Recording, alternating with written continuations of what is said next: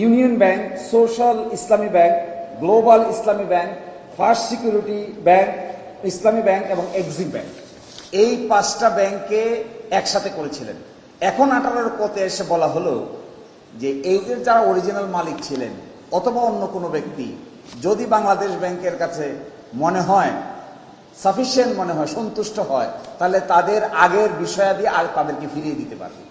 আচ্ছা বলেন তো দেখি, যারা ব্যাংক লুট করে নিল, সব আমানতকারীর টাকা পয়সা নিয়ে গেল, নতুন আইনে তার শাস্তি ছিল, কিভাবে তার শাস্তি হবে, কিভাবে তা রিকভার করা হবে, এই পুরোটাকে এখান থেকে আউট করে দিয়ে ব্যাংক ডাকাতদের কাছেই আবার ব্যাংকে ফিরিয়ে দেয়। যারা ব্যাংকটাকে একেবারে শূন্য করে ফেললো, এক ইসলামী ব্যাংক থেকেই 70,000 কোটি টাকা যারা সরালো। আপনারা জানেন 24টা বিকল্প কোম্পানি তৈরি করে ইসলামী ব্যাংক থেকে লোন নেওয়া হয়েছে। এই মামলাটা দেখলেই আপনারা দেখতে পাবেন, মানি লন্ডারিং কেস হয়েছে। 24টা বিকল্প কোম্পানি তৈরি করেছে। তদন্ত থেকে দেখা গেছে যে এই কোম্পানিগুলো বাস্তবে এক্সিস্ট করে না। এমনও কোম্পানির এমডি চেয়ারম্যান আছেন যারা কোনো একটা বিল্ডিং এর সিকিউরিটির দায়িত্ব পালন করে। আমি এক কোম্পানিকে খুঁজে পেয়েছি, বনানীতে একটা সিকিউরিটির দায়িত্ব পালন করেন একজন সিকিউরিটি চিফ, আরেকজন হলেন দরজার সামনে বসে থাকেন, তিনি হলেন এমডি, আর সিকিউরিটি চিফ তিনি হলেন এটার চেয়ারম্যান। লোনের পরিমাণ হলো 500 কোটি টাকা।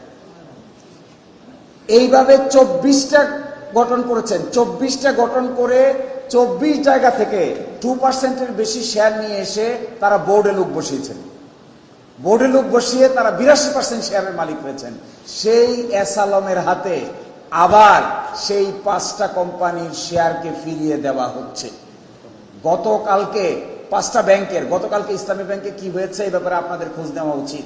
আমরা মনে করি এই ব্যাংক রেজলিউশন অধ্যাদেশটা বাতিল করার পিছনে শুধুমাত্র সরকার জড়িত না, এইটার পিছনে বড় ধরনের ফাইন্যান্সিয়াল ট্রানজ্যাকশন জড়িত। আমরা মনে করি এইভাবে ফাইন্যান্সিয়াল ট্রানজ্যাকশন দিয়ে বাংলাদেশের মানি মার্কেটকে আভাবে করায়ত্ত করার সুযোগ বিএনপি সরকারকে করে দেওয়া উচিত নয়। যারা ভুক্তভোগী তাদেরটা তাদের কাছেই ফেরত দেওয়া উচিত, এটা কোনো থাইকোয়ানের কাছে ফেরত দেওয়া উচিত।